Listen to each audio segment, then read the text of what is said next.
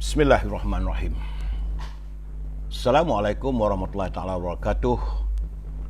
Salam bahagia, salam pencerahan, salam kemerdekaan untuk seluruh warga yang berkesempatan bersama saya malam ini. Apa khabar saudara Khairul Anwar Khairul?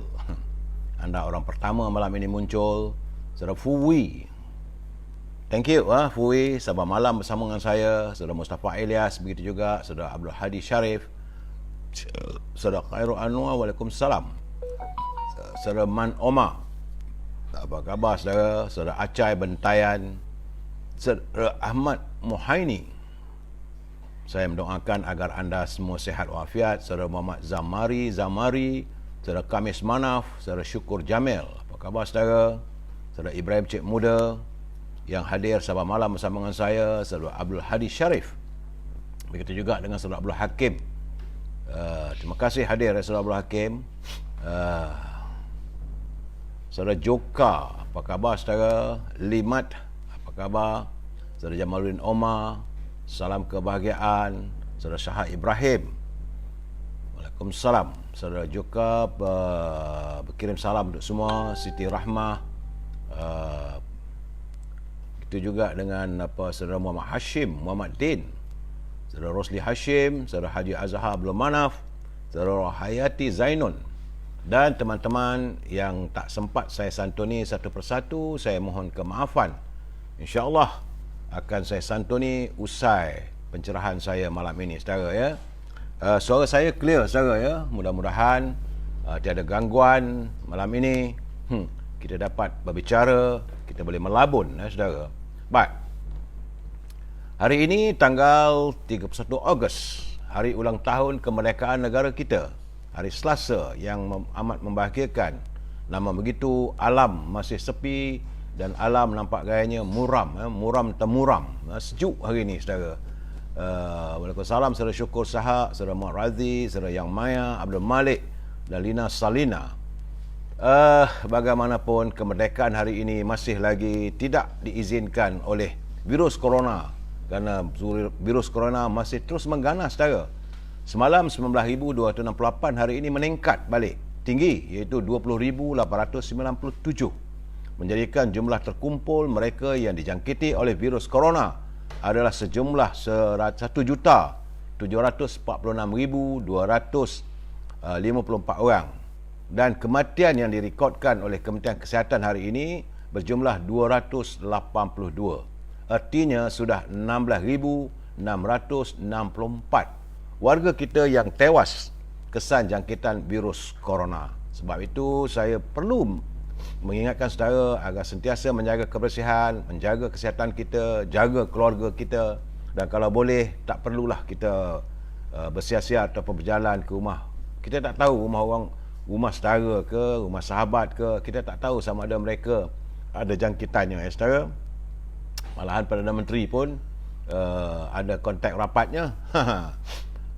Di Perlis hari ini sedikit penurunannya, semalam 71, hari 64. Begitu juga di Kedah, sedikit susut daripada 2,084 kepada 1,942. Di Pulau Pinang juga nampak gayanya alhamdulillah ada susut, tak banyak mana pun saudara, masih lagi ribuan. Semalam 1,780, hari ini 1,732, tak banyak mana susutnya pun. Dan nampak gayanya di Perak Yop, masih meningkat dia di Perak. Saya nak beritahu sebab di Perak, warga Perak Yop jaga elok-elok, sebab semalam 1,144 nampaknya susut, tetapi hari ini naik balik 1,204 di Perak. Dan di Selangor tiba-tiba dia meningkat balik. Semalam adalah 3,567, hari ini 4,371. Begitu juga di wilayah Persekutuan, 2 hari dia susut 600, tapi hari ini dia naik balik 1,003 orang, menjadikan jumlah jangkitan di Lembah Kelang adalah sejumlah 7,777,000 saudara. Jangkitan di Lembah Kelang, di Selangor, wilayah Persekutuan dan Putrajaya. Kerana di Putrajaya ada peningkatan semalam 4, hari 25. Di Negeri Sembilan, alhamdulillah nampak gayanya semakin susut. Sebab semalam Negeri Sembilan merekodkan 329 dan hari ini 215. Jagalah kesihatan saudara, jaga kebersihan, kita pastikan agar warga Negeri Sembilan terus dapat melakukan sifar virus corona. Tetapi di Melaka nampak gayanya masih terus meningkat balik. Semalam disusut daripada 636 kepada 395. Hari ini naik 417. Di Johor ada susut tetapi masih pada angka 2000. Semalam 2265, hari ini 2159. Begitu juga di Pahang. Saudara, di Pahang juga ada peningkatan. Semalam 788, hari ini 798. Dan di Terengganu nampak gayanya ada peningkatan balik, saudara ya. Kena minum kopi nampak gaya batuk-batuk ni. Tekak kering.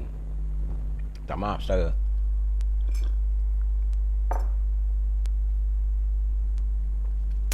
Di Terengganu meningkat daripada 544 kepada 608. Di Kelantan juga terus meningkat lah, saudara Azmi. Semalam 1,308. Hari ini 1,479. Jadi warga Kelantan berhati-hati dalam suasana sejuk begini. Mungkin ada sedikit banjir. Maka virus corona terus mengganas, saudara. Begitu juga di Sabah. Meningkat lagi. Semalam 2,300. Agak ingatkan susut lah daripada 2,500. Hari ini dia naik balik 2,594. Tapi bagaimanapun, alhamdulillah Labuan cuma seorang saja yang dilaporkan dijangkiti oleh virus corona. Tetapi di Sarawak nampak gayanya meningkat terus daripada 2028 kepada 2285. Dan untuk menutup bulan Ogos, hari ini jumlah keseluruhan sepanjang bulan Ogos merekodkan jangkitan mereka yang dijangkiti oleh virus corona adalah 632,982. Sedangkan bulan lalu cuma 361,293.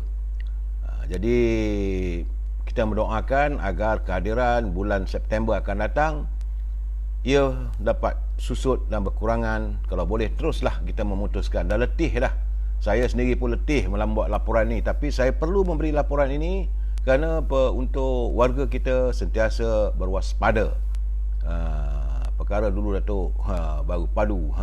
Perkena dulu ya saudara Mak Semana. Perkena teh tarik ya. Saya kena perkena apa ini nasi kandar. Lepas saya majlis usai saya beri pencerahan, perkena nasi kandar lauk ikan. Baik saudara, cuma petang tadi saya mendapat perkabaran yang tidak begitu menyenangkan, iaitu sahabat kita ini alamak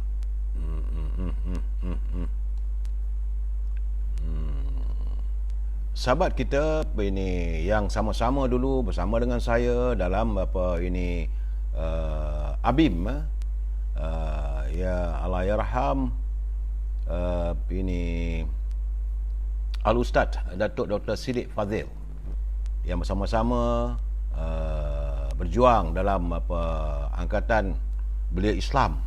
Beliau hari ini dilaporkan meninggal dunia. Jadi saya mintalah warga Abim khususnya dan teman-teman, marilah kita sedekahkan surah Al-Fatihah. Semoga roh Allahyarham Datuk Dr. Siddiq Fazil ditempatkan di kalangan orang-orang yang dikasihi. Al-Fatihah. A'udzubillahi minasyaitonirrajim. Bismillahirrahmanirrahim. Alhamdulillahirabbil alamin arrahmanir rahim maliki yaumiddin. Iyyaka na'budu wa iyyaka nasta'in. Ihdinas siratal mustaqim. Siratal ladzina an'amta 'alaihim ghairil maghdubi 'alaihim waladdallin.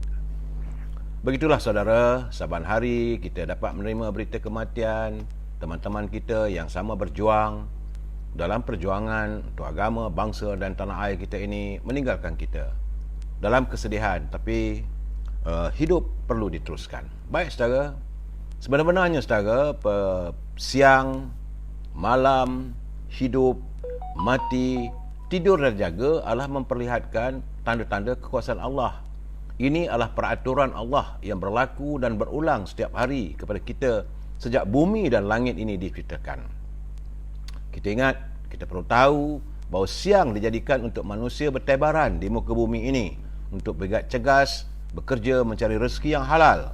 Malam pula dijadikan untuk manusia tidur dan beristirahat dari kesibukan dunia.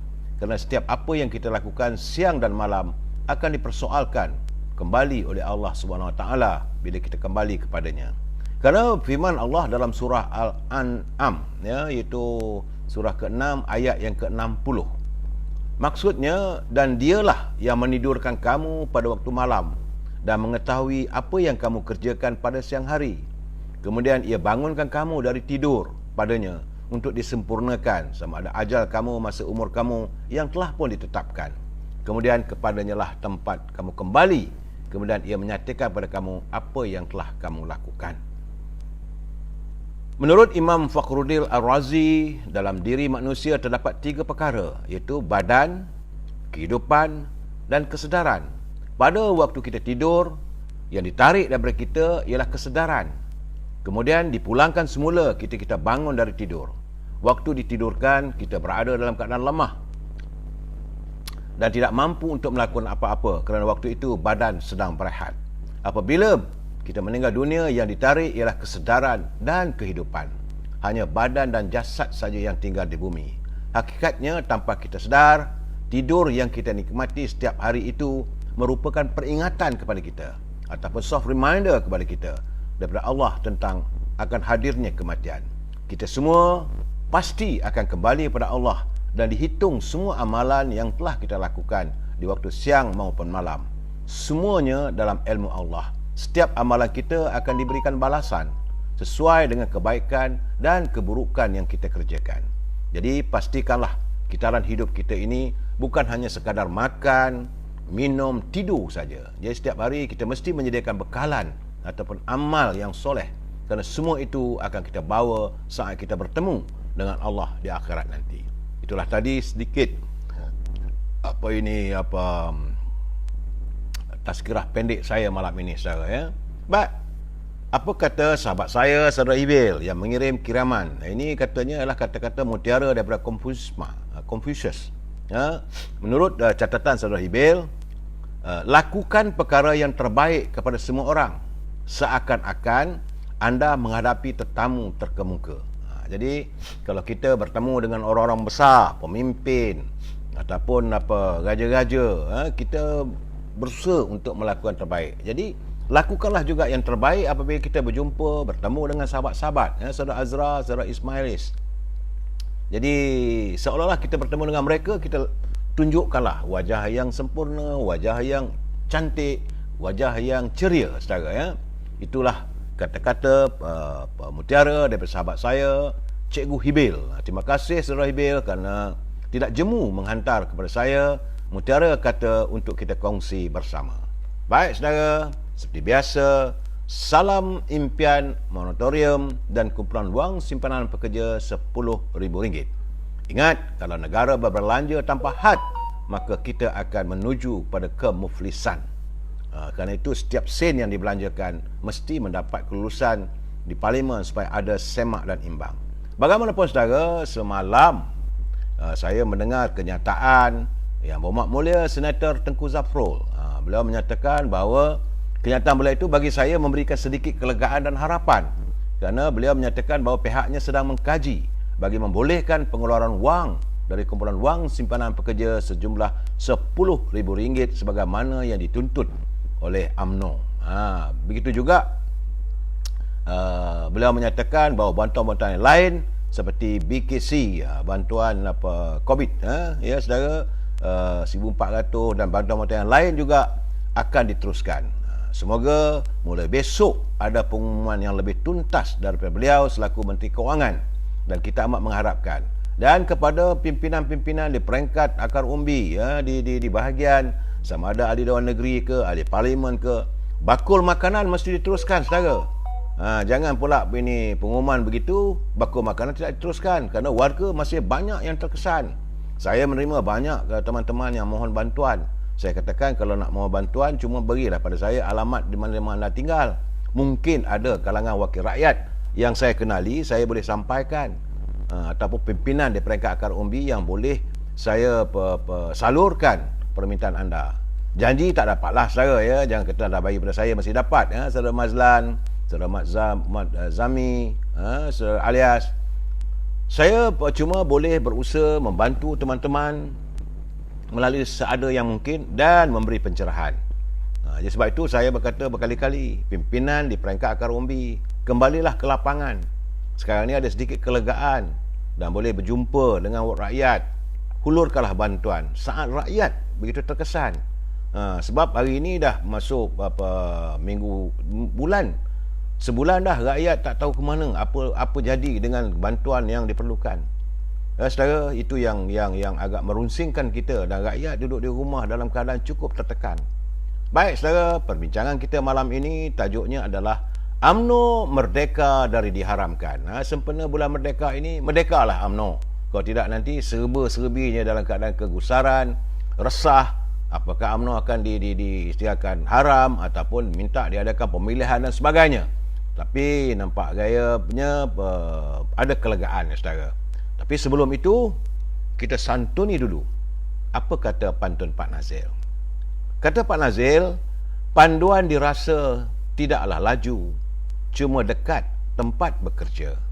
Negara bangsa dijanji maju, tinggal melekat di bibir saja. Nampak gayanya Pak Nazil sudah dapat melihat kepincangan pimpinan yang hanya berjanji saja. Realitinya ke laut. Saudara Mito, Nini Hana, Saudara Saleh Lembang, Saudara Mazlan Ramli. Ini pantun Pak Nazil yang mengkritik pimpinan. Katanya lagi, Kak Sarah turut berjasa demi orang melarat. Pemimpin gairah berebut kuasa, merudum ekonomi rakyat yang terjerat. Jadi Pak Nazil menghayati kesan daripada kepimpinan yang berebut kuasa, akhirnya rakyat yang terjerat. Macam mana yang kita alami hari ini. Saya berkeyakinan teman-teman yang di luar kawasan, di luar kota, tentulah berada dalam keadaan yang tidak menentu, in the limbo. Apatah lagi warga kota yang tak tahu macam mana. Menteri dah berubah, pengumuman menteri, tapi apakah mereka disantuni? Saya mengharapkan agar pegawai menteri turun ke gelanggang, turun ke lapangan. Jangan ambil masa lebih lama lagi. Rakyat sudah terkesan yang amat sangat, saudara. Baik saudara, saya sekali lagi ingin memberi peringatan kepada mereka yang menyunting semula live saya dan dimasukkan dalam channel YouTube. Maka suntingan anda itu, anda adalah bertanggungjawab. Saya tak bertanggungjawab kalau anda menyunting, motong 15 minit, 10 minit dan sebagainya. Tapi kalau anda gunakan daripada awal sampai habis, saya tiada bermasalah. Memang saya bertanggungjawab kalau daripada awal sampai habis. Tapi kalau dah bagi tajuk yang bukan-bukan, sedangkan maknanya lari, maksudnya lari, itu urusan anda, saya tidak bertanggungjawab. Dan ingat saudara, ini adalah pencerahan. Saya terpaksa nyatakan ini sebab ini yang dipesankan oleh peguam saya. Dia kata kena cakap. Saudara Kancung Zam, duit KWC tak masuk-masuk ni. Mudah-mudahanlah hari ini hari cuti saudara Kancung, jadi mungkin besok lah. Saya berdoakan agar saudara memperolehi apa yang anda dapat. Nak sangat ni, cuman nak sangat Datuk, ROS ni dikawal oleh orang kerajaan. Dan sebagaimana saya nyatakan, pencerahan ini adalah pencerahan politik, di mana bahan-bahan yang saya dapat, saya kumpul daripada malam tadi, pagi tadi, siang, tengah hari, petang, dan saya berikan pencerahan. Di samping itu memberi komen mengikut pengetahuan dan seadanya. Tidak ada niat lain sahaja, supaya warga kita sentiasa berinformasi dan tahu keadaan latar belakang. Sebab siang tadi ada teman saya bercakap dengan saya macam mana dengan pilihan raya akan datang. Saya kata terlalu awal. Saya mempunyai banyak bahan, tetapi saya kata terlalu awal untuk saya bercakap soal pilihan raya. Perdana Menteri baru angkat sumpah, cuti pula tu sekarang ni. Kena kuarantin kat rumah. Ya saudara. Jadi ingat saudara, kita mesti bersetuju untuk tidak bersetuju. Ini prinsip kita berbicara ataupun kita melabun saban malam. We must agree to disagree. Dan kalau saudara mau menghantar kiriman dan sebagainya, gunakanlah bahasa-bahasa yang baik. Jangan saudara gunakan bahasa-bahasa yang tidak menyenangkan. Kita adalah warga cinta damai yang sentiasa menyantuni harmonis. Ingat saudara, saya menghormati saudara, saudara juga harus menghormati permintaan saya. Baik saudara, hari ini sebenarnya kita dihadiahkan oleh saudara Muhammad Ziyad, walaupun beliau di kalangan warga OKU, bahawa dalam lapangan sukan di Tokyo hari ini beliau telah pun mencipta rekod dunia dengan dalam bidang lontar peluru, di mana lontarannya walaupun beliau dalam keadaan cacat, mampu membuat lontaran 17.94 meter. Syabas kita ucapkan dan tahniah kepada skuad Paralimpik yang kini masih lagi berada di Tokyo. Cuma masalahnya, saya diberitahu sebentar tadi bahawa pingat emas itu katanya telah ditarik balik disebabkan oleh saudara Ziyad lambat memasuki bilik call room. Itu nak masuk bilik untuk mereka memanggil sebagainya. Jadi saya harap saudara ini Faizal Azumu selaku menteri belia dan sukan kena buat protes lah. Takkan kita dah dapat pingat begitu, lontarannya begitu jauh hanya kerana lambat masuk bilik, takkan sebab itu maka dibatalkan. Ya, kita harus mempertahankanlah atas kemenangan. Bukan mudah saudara, ini rekod dunia yang dicipta. Jangan menteri belia dan sukan ni buat tak tahu je, sibuk dengan berjoget pula kali ni. Ini adalah perjuangan kita. Alhamdulillah sudah 2 pingat emas patutnya yang kita perolehi sempena hari kemerdekaan. Tahniah kepada skuad Paralimpik negara dan ingatlah bahawa kita berusaha untuk memajukan sukan. Majulah sukan untuk negara saudara ya. Dan cuma agak tak seronoknya hari ini sempena hari kemerdekaan saudara, iaitu sebanyak 463 kawasan di 5 wilayah pengurusan air Selangor diberitakan bakal mengalami gangguan bekalan air yang tidak berjadual. Ini adalah berikutan daripada pencemaran air mentah di sepanjang Sungai Semenyih dan anak-anak sungai di sekitar Sungai Semenyih. Jadi kawasan terlibat itu di Petaling 172 kawasan, termasuklah kawasan rumah saya. Di Hulu Langat 54 kawasan, di Sepang 194 kawasan, Putrajaya 23 kawasan dan di Kuala Langat 20 kawasan. Jadi pada saudara yang tinggal di kawasan tersebut, nasihat saya, simpanlah air. Jangan besok bila dah kering air tu nanti dah kelang kabut pula kita nak mandi tak boleh, nak masak tak boleh. Beginilah keadaan kita ya. Jadi bagaimanapun para pengguna katanya boleh mendapat senarai kawasan terlibat menerusi laman Sesawang Air Selangor di www.airselangor.com serta aplikasi Air Selangor ya. Kerana pencemaran bau itulah dikesan di stesen pam air mentah Jenderam Hilir pada jam 11.10 pagi tadi. Jadi Air Selangor dalam kenyataan berkata pihaknya sedang bekerjasama dengan Lembaga Urus Air Selangor Luas bagi mengenal pasti punca pencemaran air. Sebab itu kita mengharapkan agar pihak yang berwajib segera menyiasat janganlah warga kita mendapat air yang tidak terawat. Kita berterima kasih kepada Air Selangor kerana memberi pernyataan segera. Jadi saya harap teman-teman semua yang kalau kawasan terjejas, simpanlah air untuk sementara waktu ini sebelum bekalan itu diputuskan untuk kerja-kerja pembersihan dilakukan. Dan hari ini juga saya mendapat kiriman yang tidak begitu seronok saudara. Itu seramai 1,427 warga wanita dilaporkan telah pun membunuh diri dalam tempoh daripada 2019 hingga Mei 2021, iaitu sepanjang COVID menyerang negara kita ini. Ini adalah berdasarkan daripada data pihak Polis Diraja Malaysia yang dikongsikan oleh pengarah Jabatan Siasatan Jenayah Bukit Aman, Datuk Seri Abdul Jalil Hassan, di mana bilang lelaki yang dilaporkan membunuh diri dalam tempoh yang sama adalah seramai 281 orang. Jumlah kes sebanyak 1,708 kes itu memperlihatkan purata 2 kes bunuh diri pada setiap hari. Itu sejak bagi tempoh 2019 hingga Mei 2021. Dan katanya kebanyakan mangsa yang terbabit berusia 15 hingga 18 tahun seramai 872 orang, dan bagi mangsa yang berumur 19 hingga 40 tahun seramai 668 orang. Jadi kajian Universiti Melaya menunjukkan 37% wanita mengambil tindakan membunuh diri kerana tekanan emosi. Jadi kepada para suami, janganlah menekan isteri anda. Janganlah anda melakukan tindakan walaupun kita dalam keadaan tertekan.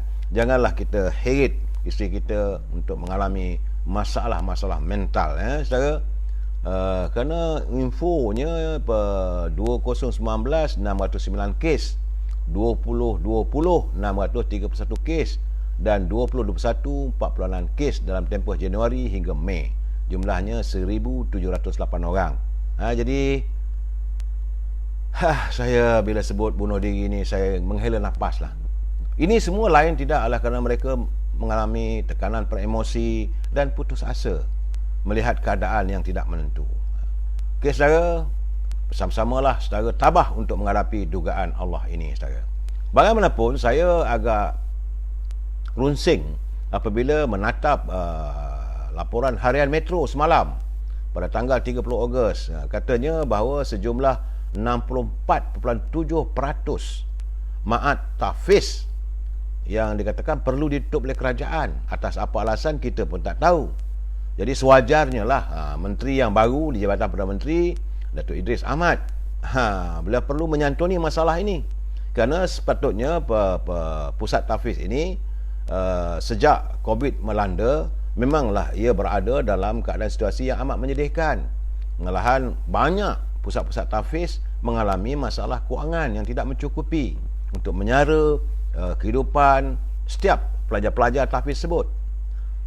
Saudara Art Tech, pelayar yang mengantar kiriman sebentar tadi pada saya, dia kata beliau menyuara persoalan ini kerana dia kata kerajaan kita lah kerajaan Islam yang mentadbir di anjung kuasa di pidana. Janganlah sampai kegiatan Islam terus dipinggirkan.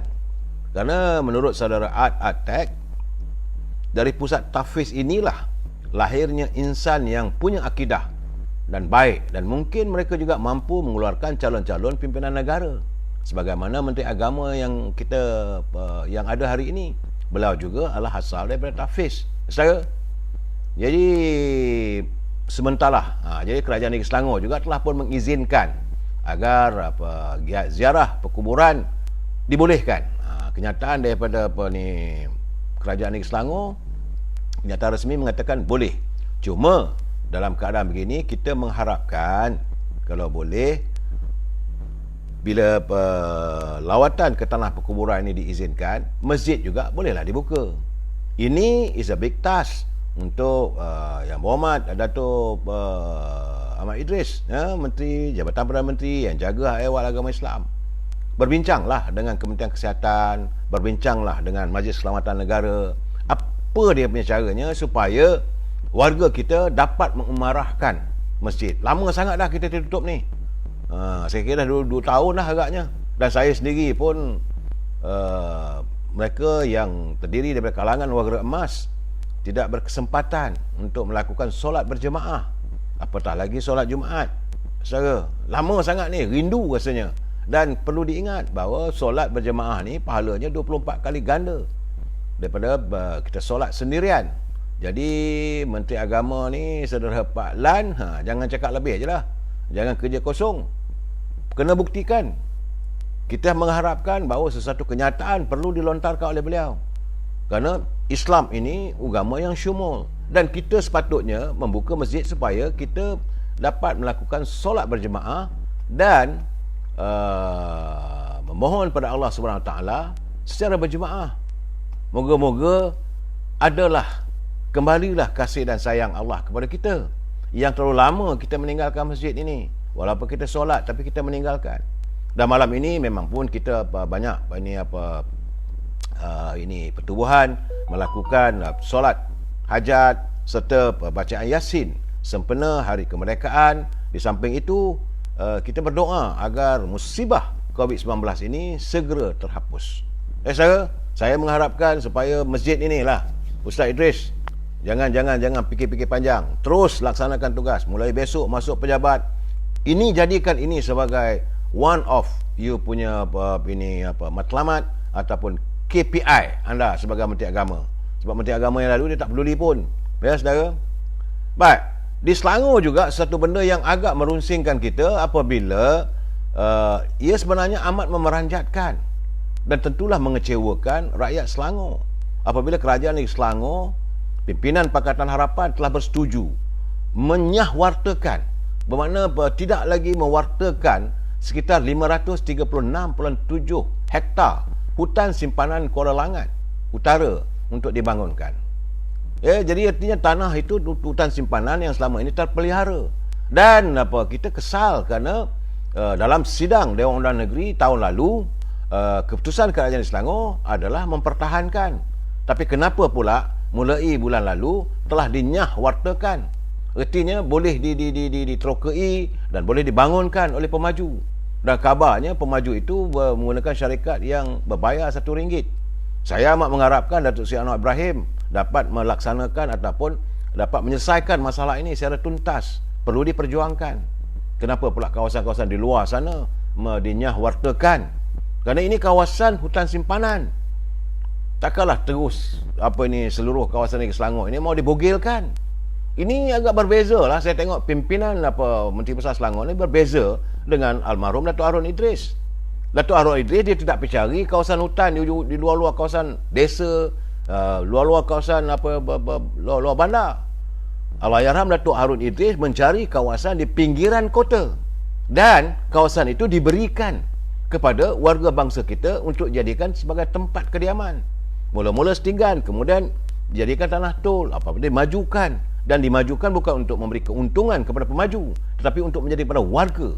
Ini agak berbeza. Jadi sepatutnya Datuk Menteri Besar Datuk Amiruddin bukalah balik sejarah Datuk Harun. Bagaimana beliau mentadbir Negeri Selangor, memberi keutamaan pada rakyat Selangor ataupun warga yang datang ke Selangor mencari penghidupan supaya mereka mendapat kediaman. Ini tidak. Kalau nak dibuka kawasan-kawasan lebih jauh daripada kota raya, macam mana dia nak bekerja dan sebagainya? Dan yang untung tentulah pemaju. Dan Datuk Seri Anwar Ibrahim, you have to do something. Saya mengharapkan agar pimpinan dalam Parti Keadilan dapat menyuarakan ini juga pada pimpinan anda. Kerana hari ini Selangor dipimpin oleh Menteri Besar daripada Parti Keadilan. Jadi kerana bila Esko Kerajaan Negeri Selangor, Hiloisian, dia kata kerajaan Selangor telah pun bersetuju untuk menyahwartakan sejumlah 536.7 hektar hutan simpanan Kuala Ulangan Utara KLNFR untuk dibangunkan. Untuk apa? Ini memberi pada pemaju lah. Kerana kawasan itu terletak di Mukim Tanjung 12, iaitu daerah Kuala Langat. Sebenarnya kawasan ini memang menjadi perhatian kerana ia juga berhampiran dengan Putrajaya. Kita harus mempertahankan bumi kita ini. Jangan lagi kita mengundang murka Allah. Takkan nak digondolkan bumi Selangor ini. Cukup-cukuplah. Nak bangunkan kawasan persekitaran. Banyak lagi kawasan Selayang ada, kawasan Ceras ada lagi. Banyak lagi kawasan yang boleh dibangunkan. Wartakanlah. Untuk kawasan pembangunan penempatan. Di Kelana Jaya pun banyak lagi. Saudara. Begitu juga di kawasan Petaling Jaya. Bukit Gasing tak boleh nak bangunkan. Bangun nanti begitu juga penduduk dia memberontak. Dalam keadaan begini, saya mengharapkan Kerajaan Negeri Selangor betul-betul dapat melaksanakan impian rakyat. Anda diletakkan sebagai memimpin Kerajaan Negeri Selangor dengan harapan untuk membolehkan rakyat dapat menikmati kepimpinan anda. Ya? Dalam keadaan begini, saya juga berharap agar selain daripada Kerajaan Negeri Selangor, pimpinan Felda juga berusahalah supaya memerdekakan para peneroka daripada perjanjian yang telah ditangani. Kena ingat saudara, tanah Melayu ini setahun sebelum merdeka. Ini pada bulan merdeka, kita tanah ini telah mewujudkan Lembaga Kemajuan Tanah Persekutuan, iaitu Felda, yang ditubuhkan pada 1 Julai 1956, setahun sebelum kemerdekaan. Walaupun dengan modal cuma 10 juta, tapi hari ini Felda merupakan satu konglomerat yang besar. Tapi janganlah pula peneroka-penerokanya yang sudah pun bebas segala hutang masih lagi terikat dengan kepelbagaian cara korporat dan sebagainya. Bebaskanlah warga kita yang menjadi warga Felda ini daripada beban hutang. Carilah, berusahalah saudara. Cuma saya agak tertarik sempena bulan kemerdekaan ini catatan daripada sahabat saya, Saudara Fakrul daripada Terengganu. Dia bagi kepada saya, ini agak menyentuh hati dan perasaan saya. Dia kata sejarah kemerdekaan ni, sempena bulan kemerdekaan saudara, yang kita sambut setiap tahun pada 31 Ogos, iaitu menjelang 31 Ogos, almarhum Tunku Abdul Rahman dan sahabat-sahabat beliau ke London. Jadi hasil daripada kutipan dana daripada nenek moyang kita dahulu. Ada yang sanggup melontarkan barang kemas untuk memberi kutipan dana. Jadi menurut ceritanya, Allahyarham Tan Sri Samad Idris waktu itu sebagai pemuda UMNO telah menubuhkan Barisan 33 untuk bergerak secara gerila jika tarikh tersebut tidak diterima oleh British sebagai tarikh kemerdekaan bagi bumi kita. Begitu juga Allahyarham Tan Sri Osman Saad selaku Ketua Pemuda Johor telah diamanahkan dan diarahkan untuk ini. Kalau kita tak berjaya mencapai kemerdekaan, waktu itu kata kabarnya diminta supaya Allahyarham Tan Sri Osman Saad selaku Ketua Pemuda Johor untuk meletupkan tangki air yang memberikan bekalan air bersih ke Singapura.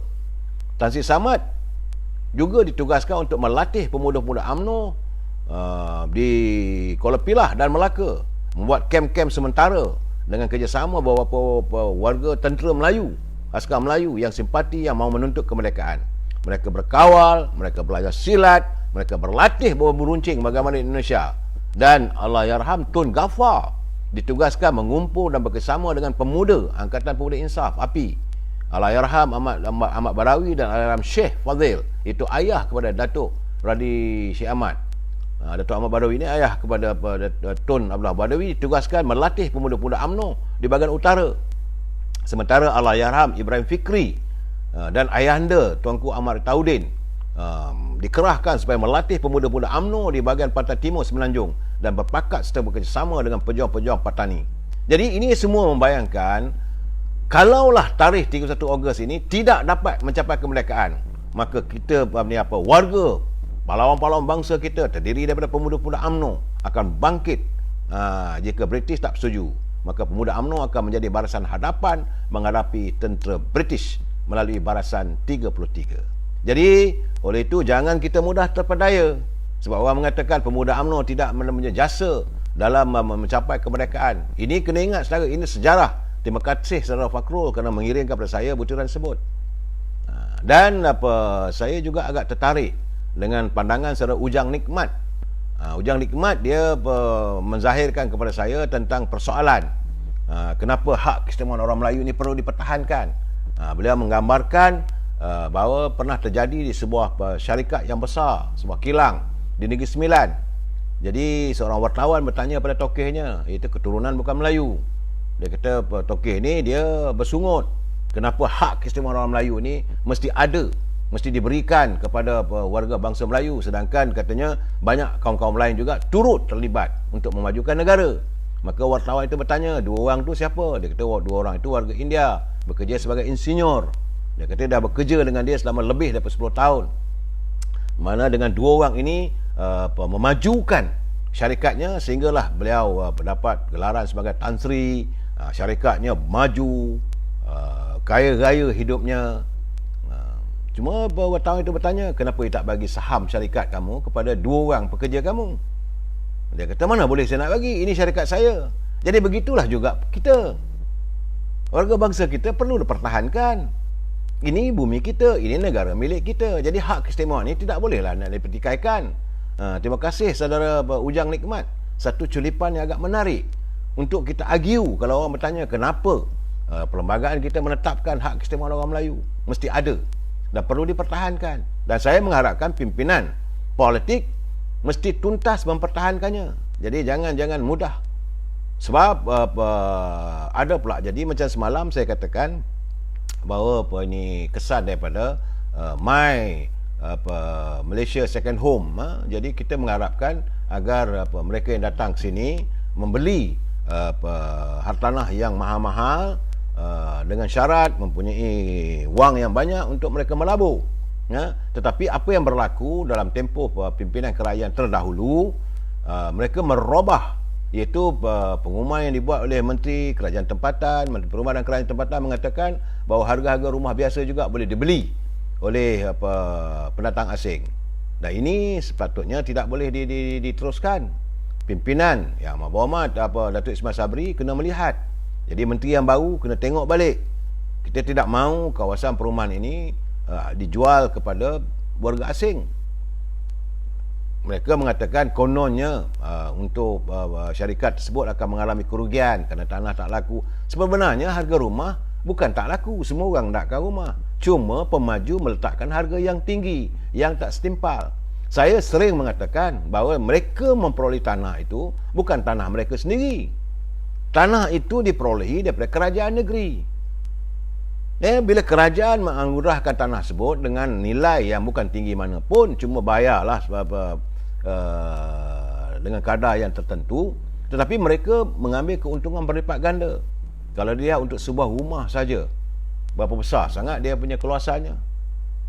Kalau rumah banglo pun tak sampai pun 1 ekar. Tapi mereka mendapat bayaran, mereka membayar pada kerajaan negeri kalau untuk 1 ekar tu tak sampai pun 10,000. Tapi mereka menjual untuk banglo tu berjuta. Dan kalau dilihat bangunan yang dibangunkan itu menggunakan peralatan segala besinya, simen dan sebagainya, tak sepatutnya begitu. Jadi dengan harga yang tinggi itu tentulah warga kita tak dapat membeli rumah. Malahan peruntukan rumah-rumah yang disediakan untuk warga Bumi Putra juga diselewengkan. Di sinilah letaknya pimpinan yang menjadi esko kerajaan negeri, esko yang menjaga rumah di Kota Raya Kuala Lumpur ini. Mereka mesti kena tegas dan tidak boleh bertolak ansur. Janganlah kerana poket mereka diisi dengan wang, maka mereka sanggup melakukan korupsi. Dan keadaan ini yang akhirnya membuatkan warga bangsa kita ini tertekan dan tidak berpeluang untuk memiliki hartanah. Jadi sepatutnya kawalan harga rumah juga perlu dilihat. Jadi menteri kerajaan tempatan, menteri perumahan dan kerajaan tempatan kena duduk balik dengan pegawainya, kaji balik harga-harga rumah. Setiap kawasan perumahan ini yang dibangunkan harganya berapa, dan tidak ada tawar-menawar. Jangan kata tak dapat untung banyak apa semua. Pemaju membuat untung berjuta-juta ringgit, tetapi rakyat yang terkesan. Jangan kerana seorang, tapi yang menderitanya lebih ramai. Saya mohon teman-teman semua, kita bersama kali ini kita memperjuangkan supaya Kementerian Kerajaan Tempatan dan Perumahan ini dapat melihat agar kelonggaran kepada warga bangsa kita memiliki hartanah ataupun rumah. Kerana rumah-rumah kondominium lah, rumah tinggi-tinggi apa semua, harganya berjuta ringgit yang tak mampu dibeli oleh warga tempatan. Kenapa begitu nilainya? Kenapa begitu harganya? Kena dikaji balik sebelum mereka meluluskan harga pasaran setiap hartanah yang mau dijual pada warga tempatan. Dan kalau boleh jangan kita tolak ansur untuk alasan kerana warga tempatan tak boleh nak beli, maka terpaksa dijual kepada orang lain. Jadi orang lain tu maksud saya warga asing. Jadi terima kasih saudara Nikmat yang menghantar kiriman kepada saya sebentar tadi. Banyak lagi dibagi punya, tapi bagi saya kalau saya menyentuh sangat pun ini boleh mengheret kita dalam suasana politik yang resis, saudara. Sebab itu sekarang ni sekadar perkongsian kita, kita harus melihat sempena kemerdekaan ini, apakah nasib warga bangsa kita dalam pimpinan kerajaan yang baru, dalam hari-hari yang mendatang. Bagaimana untung nasib kita? Sebab bumi kita ini dianugerahkan dengan pelbagai sumber. Kita ada sumber emas pun ada, kita ada sumber gas asli, kita ada minyak, kita ada biji besi, kita ada biji timah dan macam-macam. Tapi apakah kemakmuran ini dapat dirasai oleh warga bangsa kita? Seharusnya pimpinan kerajaan melihat benda ini dan tak boleh main pandang sebelah mata saja. Perjuangan untuk rakyat supaya kita dapat melihat sinar kehidupan. Ini yang selalu saya perjuangkan. Kerana sejak pertukaran kerajaan daripada Barisan Nasional pada Pakatan Harapan, kemudian pergi pada Perikatan Nasional, jadi kita tak dapat mendengarlah sesuatu yang baik untuk rakyat. Apakah perjuangan mereka? Ke arah itu yang kita nampak taban hari lain tak ada. Adalah berebut kuasa. Nak jadi Perdana Menteri, nak jadi menteri dan sebagainya. Itu keadaannya, saudara. Saudara, sekarang ni kita masuk bab UMNO selamat dari diharamkan. Bagaimanapun saya ingin menyantuni terlebih dahulu, iaitu hari ini Setiausaha Dewan Rakyat telah pun menghantar kiriman kepada semua ahli-ahli parlimen memberitahu bahawa Dewan Parlimen, Dewan Rakyat akan mula bersidang yang sepatutnya pada 6 September ditangguhkan kepada 13 September hingga 12 Oktober. Banyak orang bertanya pada saya apakah ini yang berhormat kerajaan pimpinan Datuk Ismail Sabri mahu mengulangi cara macam mana kerajaan Perikatan Nasional dahulu menarik tarikh persidangan itu daripada satu tarikh ke satu tarikh yang lain. Saya kata untuk kali ini kita harus bersangka baik. Kerana sebenarnya Yang Berhormat Datuk Ismail Sabri masih lagi menjalani kuarantin Kendiri. Sebab itu beliau tak hadir waktu upacara angkat sumpah menteri-menteri. Dan hari ini beliau menonton secara maya pembarisan. Jadi kalau diteruskan mesyuarat pada 6 September, perasmian oleh Dudi Yang Mulia Pertuan Agong, tentulah sekali lagi beliau tak dapat hadir. Kerana beliau melakukan kuarantin ini tempohnya adalah 14 hari. Jadi saya melihat mungkin sebab itulah maka Parlimen dianjakkan persidangannya daripada 6 hari bulan kepada 12 hari bulan. Lepaslah jeda selama 14 hari. Banyak orang kata macam-macam lah. Saya nak bagi tahu bahawa kita mesti berlapang dada, kena tengok rasional. Jangan main terjah, jangan main tuduhan supaya akhirnya kita tak matang. Saya melihat bahawa ini terpaksa dianjakkan selama seminggu kerana diri Perdana Menteri masih lagi dalam kuarantin. Jadi mestilah selepas itu takkanlah nak ada orang nak bersidang Perdana Menteri, tak ada. Saudara. Sebab saya melihat bahawa banyak orang mengatakan, saya bersetuju bahawa keadaan semakin panas. Kerajaan sekarang ni makin panas. Apakah Yang Berhormat Datuk Ismail Sabri boleh melepasi ujian undian kepercayaan?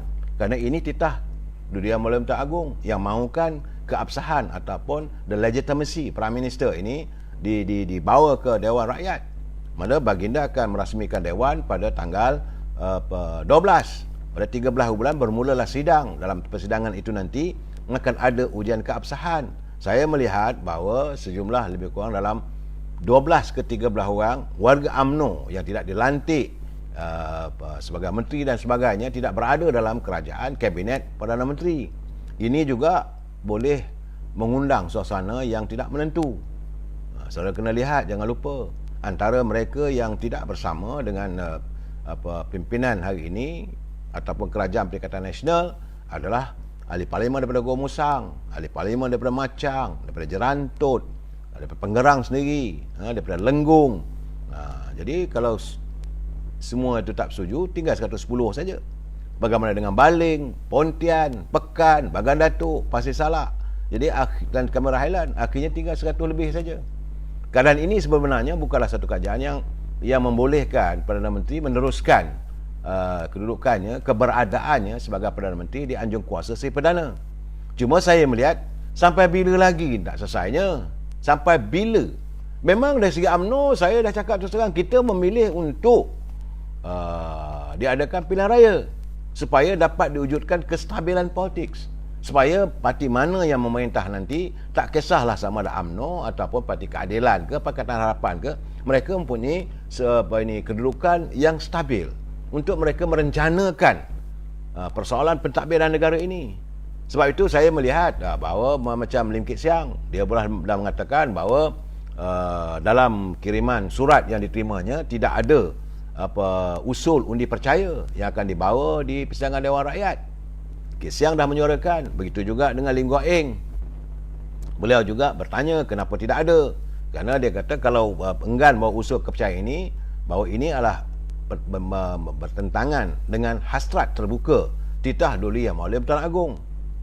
Sedangkan ini keadaannya, saya membaca bahawa daripada DAP mereka mahukan supaya ujian keabsahan ini diadakan. Walaupun Tun Dr. Mahathir berkali-kali menyatakan kalau boleh janganlah ada ujian kepercayaan. Sebab beliau sebagai orang lama, dia tahu apa akan jadi nanti di parlimen nanti. Kalau seandainya Yang Berhormat Datuk Ismail Sabri tidaklah mampu untuk mengawal sejumlah 114 orang ahli parlimen yang menyokong beliau. Sebab sekarang ni kalau persidangan diadakan, ahli parlimen daripada Kimanis tentu tak hadir. Itu saudara Muhammad Alimin. Dan ada beberapa orang ahli parlimen ni tentulah mereka tidak akan menyokong. Ini suasana yang tidak menentu sebenarnya saudara persidangan kali ini. Sebab itu bila ada kawan-kawan bertanya dengan saya, apakah akan ada pilihan raya? Saya kata nanti dulu. Baru angkat sumpah. Dan kepada menteri-menteri yang ada sekarang ni, anda kena berusahalah untuk mencari supaya jangan sombong. Jangan mengeluarkan kenyataan yang bukan-bukan. Dah saya tengok hari ni dah ada kenyataan yang pelik-pelik. Malas saya nak sebut dah. Mereka ni. Sebab sekarang ni saya tidak nampak bahawa kestabilan politik masih lagi dapat diteruskan. Terus terang saya katakan, dengan keadaan sekarang ini, apakah Yang Berhormat Datuk Ismail Sabri boleh bertahan? Ya, jangan dengan ikhlas PM undur diri. Saudara Arif, abang. Saya, Pak Arya, saya tak dapat mengatakan. Kalau dia bunuh diri, masih lagi kemelut lagi berlaku. Memang UMNO nak supaya dia adakan pilihan raya. Saudara, UMNO mahukan supaya dia adakan pilihan raya. Lain tak ada tuntutan UMNO dari dulu lagi. Tetapi kita kerana hari ini yang mahu Perdana Menteri itu datang daripada UMNO, takkan kita nak jatuhkan apa adik kita sendiri. Ini keadaannya. Tok, tolong blok orang gila yang tak habis-habis meroyan pasal tanah raup ni. Saya kata satu persatu. Saya tengah menyantuni keadaan sekarang ni. Jangan kita campur. Saya tengok macam-macam cerita. Saya tak mampulah saya nak ulas satu lompat ke sana lompat sini, sebab susunan saya sekarang ni saya tengah memperkatakan tentang kedudukan ini Perdana Menteri sebagai Perdana Menteri. Apakah beliau mampu bertahan bila Parlimen bersidang pada 12 bulan? Ada kawan bertanya pada saya, apakah kerana itu beliau mahu menangguhkan? Soal penangguhan itu saya tidak yakin, kerana beliau masih lagi menjalani kuarantin. Selepas kuarantin dia dah 14 hari itu, maka persidangan akan diadakan. Jadi masa persidangan Parlimen yang begitu panjang, apakah tidak mungkin akan ada usul kepercayaan ini dibawa? Langkawi, ahli Parlimen Langkawi yang waktu Dr. Mahathir, dia kata tak payah ada lah, dia kata dia. Tapi apakah dia sebagai mengutarakan persoalan itu saja? Yang Muhammad Mulya Tengku Razali awal-awal menyatakan bahawa ujian keabsahan ini mesti diadakan supaya Perdana Menteri dilihat memperolehi keabsahan. Dia satu orang yang lurus dan terus memegang perlembagaan, sebab perlembagaan menuntut tiap-tiap Perdana Menteri mesti mendapat majoriti sokongan di kalangan ahli dewan. Itu saja. Bukan nak jadi Perdana Menteri, tidak. Tapi kalau tak ada kesokongan, maka pulangkan balik kuasa itu pada Agong. Tetapi bagi saya melihat keadaan ini, saya tidak nampak kalau berterusan politiking yang ada ini, maka sebab itu saya katakan bahawa kedudukan Yang Muhammad Datuk Ismail Sabri sebagai Perdana Menteri, beliau berada di titian yang cukup rapuh. 114 ini bukanlah sebab itu beliau terpaksa melantik, ikut cakap apa. Jadi ini walaupun menimbul amarah, rasa tidak puas hati di kalangan warga UMNO. Ada di Parlimen UMNO memang tak puas hati tengok yang dilantik semua, tapi beliau dalam keadaan terpaksa. Macam saya katakan beberapa malam yang dulu lagi, dia seperti orang cekik tulang. Telan mati mak, luah mati bapak. Ini keadaannya. Dan memanglah cara terbaik adalah buat pilihan raya umum.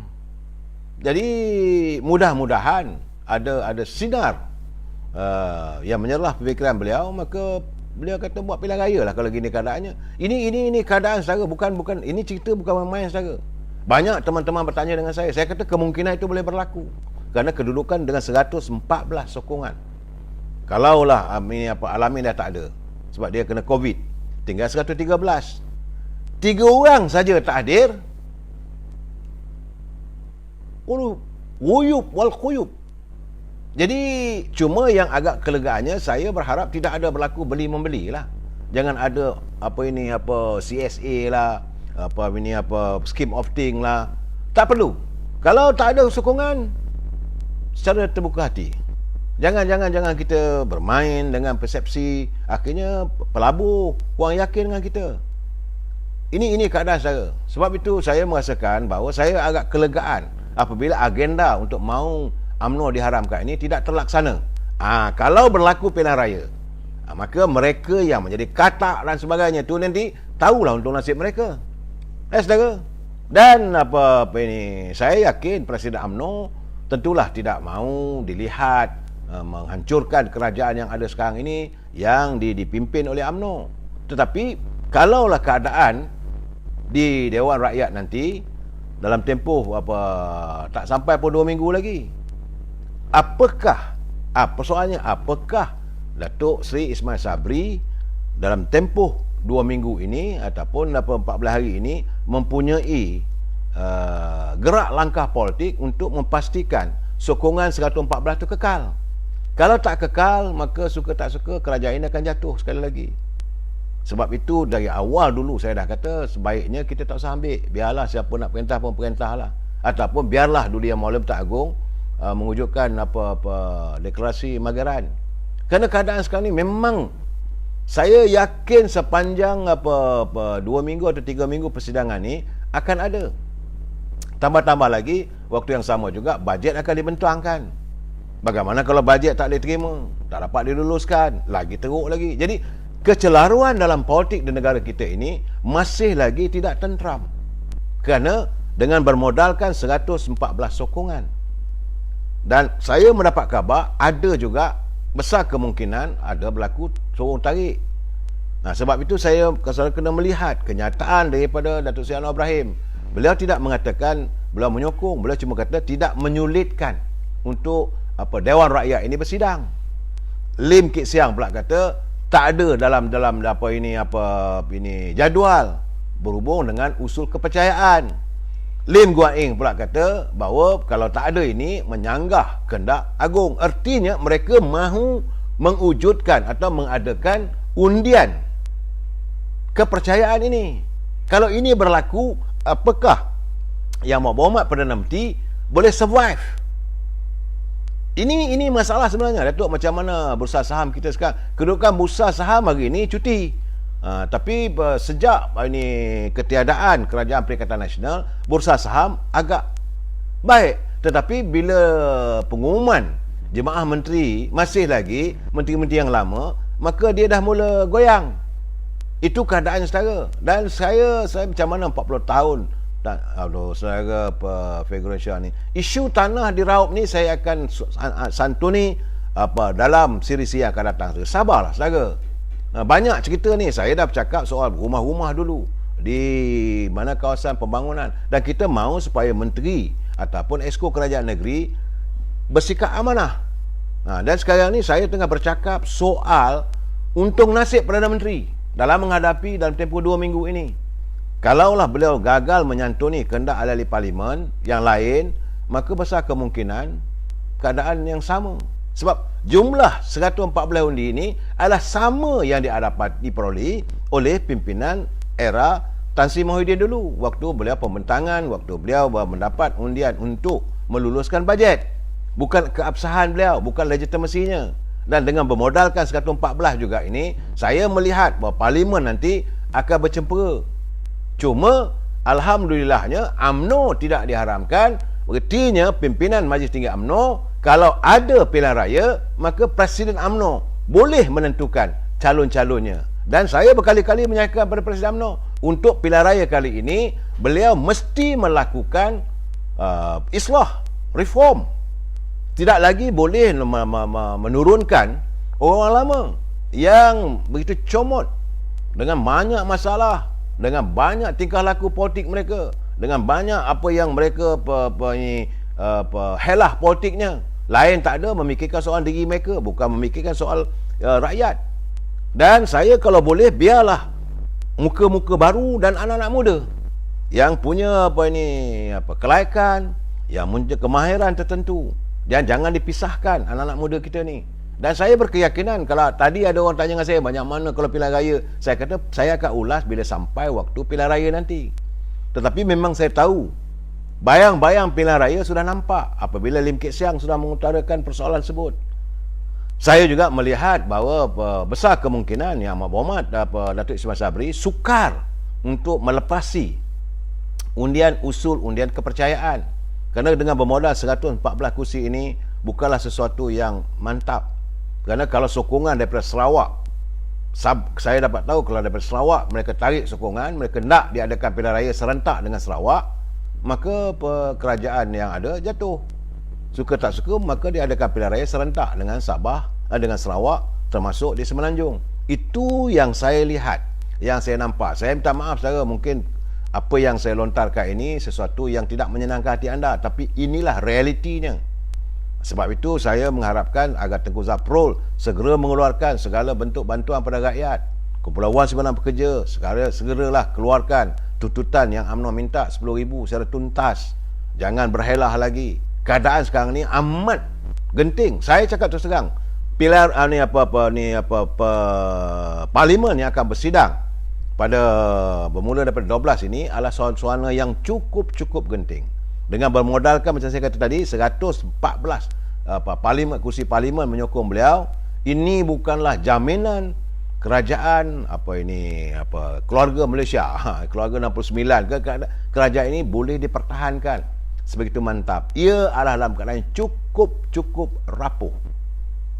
Ini keadaannya. Tapi macam mana pun saya dapat kenyataan daripada Yang Berhormat daripada mantan Menteri Wilayah, iaitu Tan Sri Syarif Samad.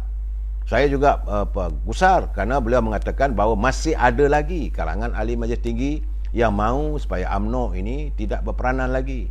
Mereka kalau boleh nak pancung pimpinan dalam UMNO. Ini juga akan saya ulas besok, insya-Allah.